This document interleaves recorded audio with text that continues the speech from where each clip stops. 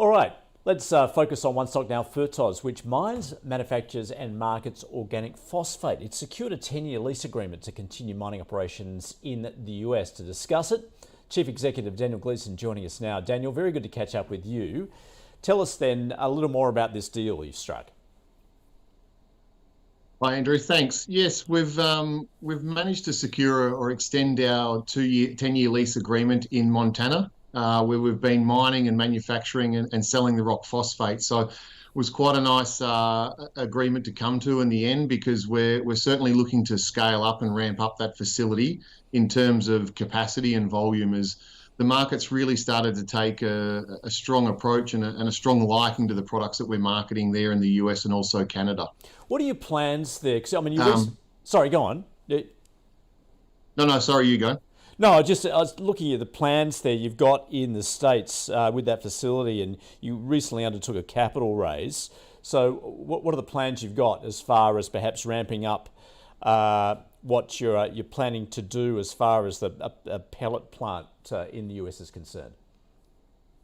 Yeah, so look, we've got mines in Canada, in Wapiti and the Fernie regions, and we've got the mine in Montana in the US. And so we own the mines in Canada. We started back in 2013. And so we've been doing a lot of exploration work and small bulk sampling permitting. And really it's been tracking along well, but clearly in the last 1 to 2 years, the demand for rock phosphate in the global markets has just exploded. It's a combination of the price situation, the demand that's into the market, and it's also a reflection of the sustainability that growers are looking towards, and also food ingredients companies are applying to their suppliers. So we're really looking to ramp up those mine sites, because we expect to finish the year at 12,000 tonnes, and then looking into 2023, between the offtake agreements we have and the pelleting plant that you just mentioned, with 18,000 tonnes of confirmed orders, we're easily comfortable with a 40,000 tonne expectation for 2023. 40,000 tonnes is going to be in the vicinity of 13 million, 14 million Australian dollars. And at the end of this year, I expect we'll be doing 3.5 to 4. So it's quite a strong increase in the demand. And that's why we're working diligently to ensure that we ramp up the supply chain and those mine sites that we have. That's sorry. Well, I was going to say that you're focused then on organic crop farming. What is the demand there? And obviously you've got that footprint in North America. Is that your key business at the moment, where you see the most potential growth? No, it's a really good question, and I sort of tend I tend to try and pivot the organisation and to where we're headed. Organic is a piece of what we do.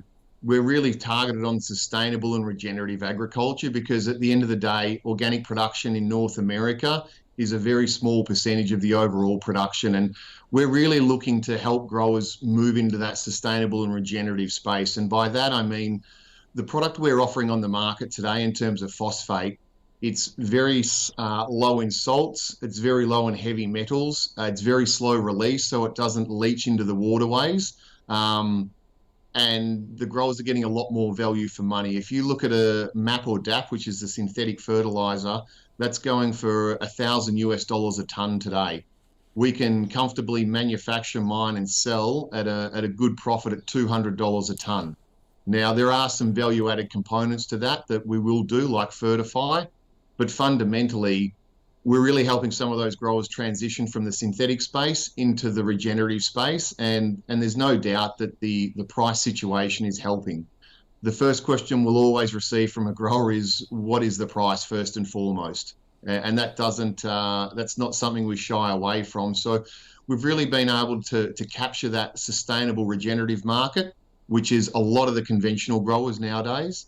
And that's really what's driving a lot of the demand. The organics is there. It's a much easier sell, I would say, because they have a lot of limitations on what's available to them. But we're really focused on that conventional grower that's looking about soil health. They're looking at the asset of their farm, and clearly they're looking for alternatives from $1,000 a ton MAP and DAP that they've been using previously. Daniel, has the war in Ukraine actually altered the outlook or the landscape in this space at the moment? It's a good question. I mean, the war in Ukraine has had a huge impact on fertilizer, obviously.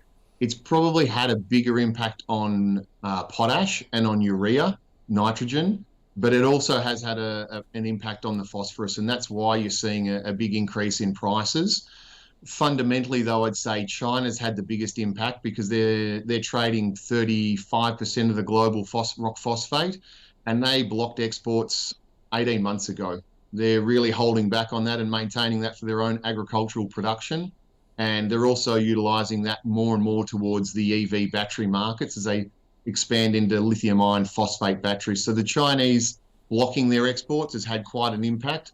Russia, Belarus has certainly had an impact.